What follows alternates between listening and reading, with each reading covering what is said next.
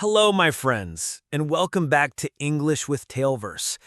I'm Leo, and listen, today's lesson is not just about English. Nope, it's about you, your mind, and those sneaky little battles you fight every single day. Let me ask you something. Have you ever promised yourself to make a positive change? Maybe speaking English in front of the mirror every morning, or exercising just 10 minutes a day. At first, you're excited, right?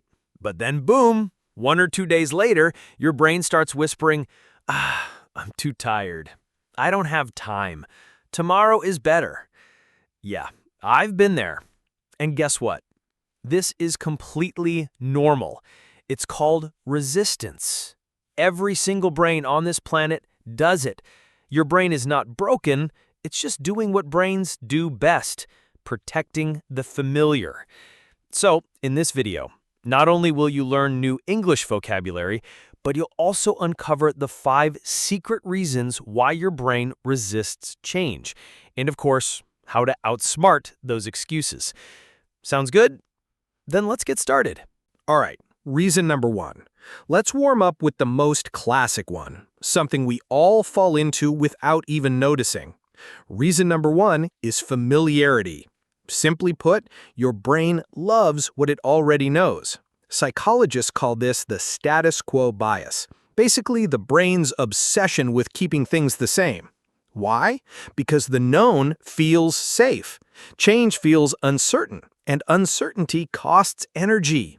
Even if the new habit is clearly better, like practicing English 5 minutes a day, your brain secretly runs the numbers and goes, too expensive, let's not risk it.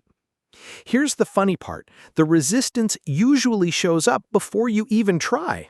You're excited, ready to start, and suddenly a tiny inner voice says, "It's awkward, you'll look silly, you don't have time." Sound familiar? Yep, that's the status quo bias doing its job. Now, let me make this real for you with a little story from my own life. Last month, I promised myself 5 minutes of English in front of the mirror every morning.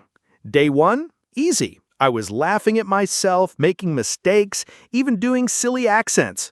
Day 2? Still okay. Day 3? My brain woke up before me and whispered, "Lyle, don't! You'll look ridiculous. Do it tomorrow." Guess what?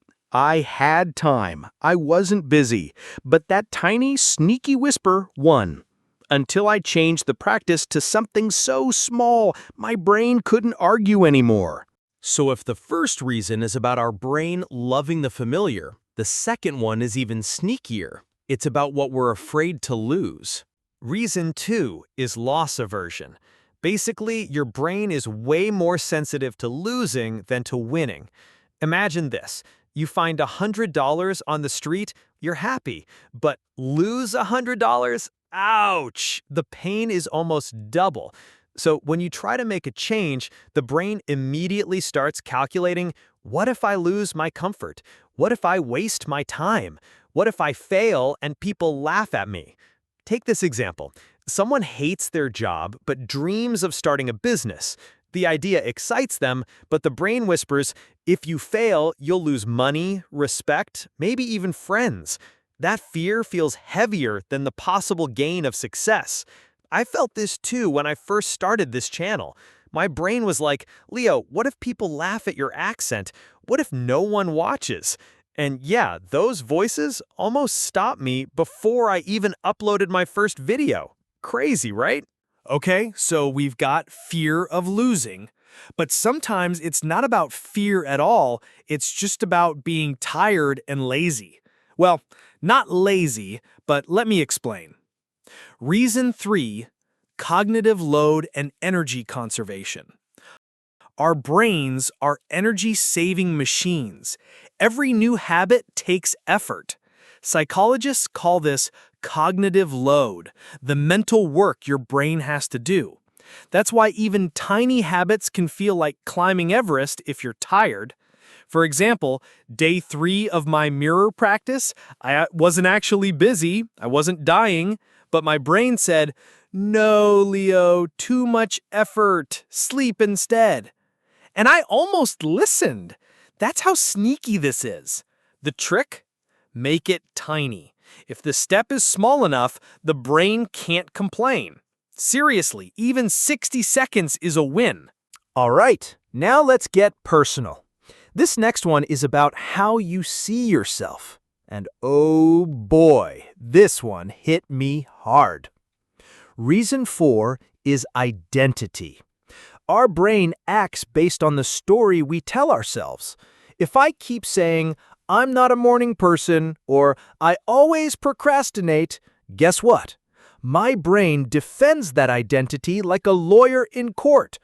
When I started my mirror practice, the first thing my brain said was, "Leo, this isn't you. You don't do mornings. You're the night owl guy." And honestly, I almost believed it, until I flipped the story and started telling myself I am the kind of person who practices English in the morning. That identity shift made everything easier. Here's the lesson. Change your identity first, and your brain will follow. And now, let's talk about the biggest villain of all. The thing that has stopped millions of people, including me, the fear of what others think. Reason 5, social fear and uncertainty. Our brains hate social risk. Back in the caveman days, if your tribe rejected you, you were in trouble. So even now, something as harmless as uploading a YouTube video can feel terrifying. When I first wanted to film myself, my brain screamed, "What if they laugh at your accent? What if you look awkward? What if your friends see this and never stop teasing you?" And honestly, those fears delayed me for days. But eventually, I realized nobody's chasing me with a spear. The worst thing that can happen is a few mean comments. And you know what? That's survivable. So yes, social fear is normal.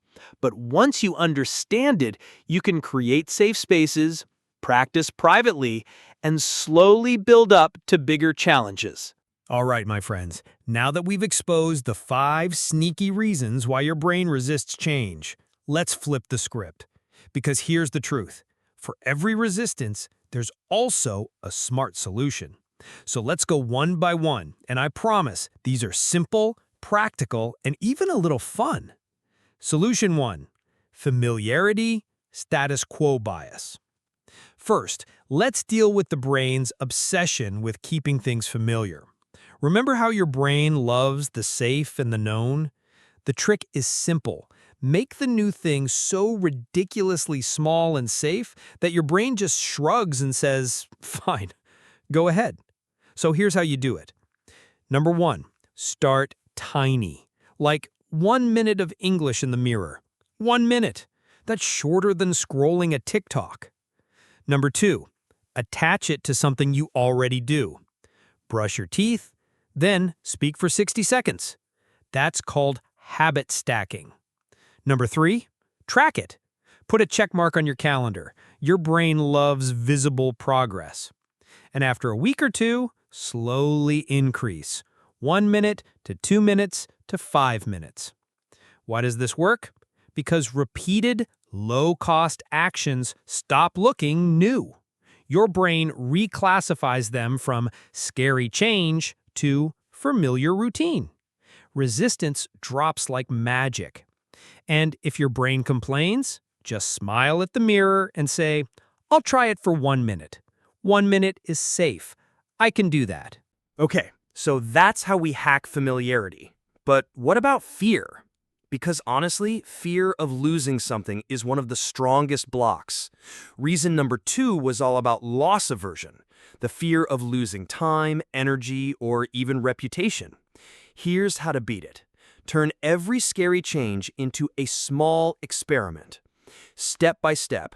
1, reframe it. Don't call it a risk, call it an experiment. 2, limit the cost. Only commit a little bit of time or effort you're okay losing. 3, run short trials, like 7 days of 1 minute per day. That's not failure, that's data. And if it doesn't work, treat it as feedback, not failure. Adjust, try again. The brain relaxes because the downside is tiny and controlled. Even if you don't win, you learn. So next time your brain says, "What if I fail?" answer with this. This is just an experiment. No big risk. I'm investing a tiny piece of my future. Now let's talk about energy. Because sometimes the brain isn't afraid, it's just lazy. Well, energy saving, to be polite. Our brains are built to save energy, and new habits can feel heavy. So the trick is to make the habit so light, the brain says, "Psh, no problem." Here's how. 1. Remove friction. Have your script card ready, timer set, mirror waiting. 2. Pick a clear cue, like after morning tea, 60 seconds of English. No decisions needed. 3. Break it into micro sessions. 3 times 30 seconds is easier than one block of 90. 4. Build gradually. Each win makes the next step lighter. Why does this convince the brain? Because the task stops looking like hard work. It feels easy, predictable, automatic. So tell yourself, one tiny step, no heavy thinking, just 60 seconds, I made it easy. All right, let's level up. This one is personal. It's about your identity, the story you tell yourself.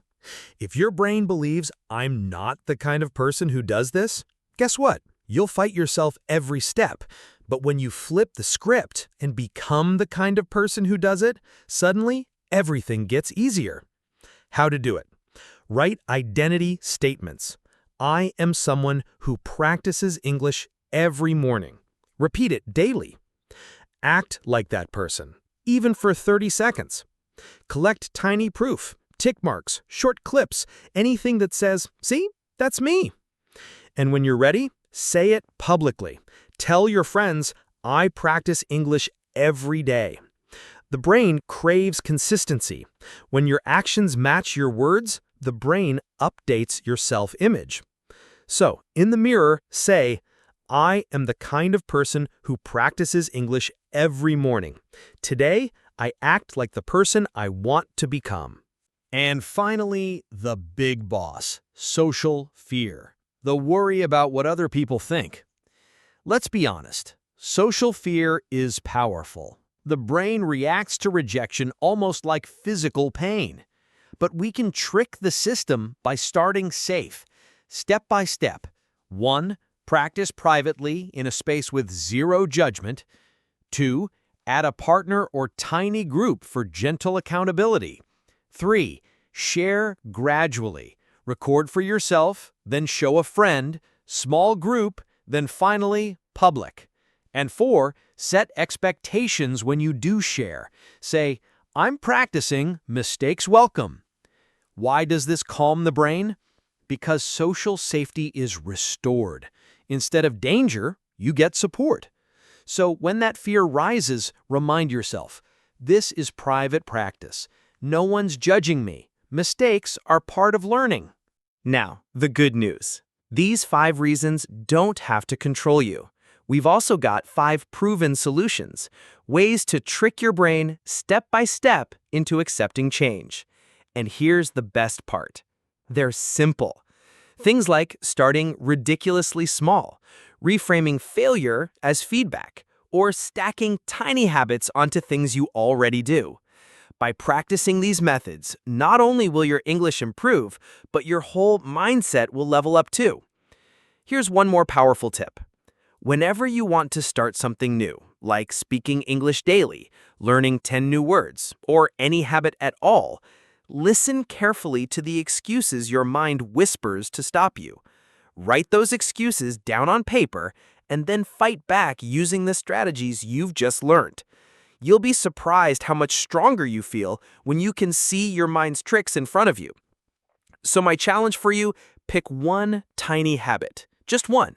Maybe speaking English for 1 minute after brushing your teeth. Try it for 7 days. Write your experience in the comments. I'll be reading.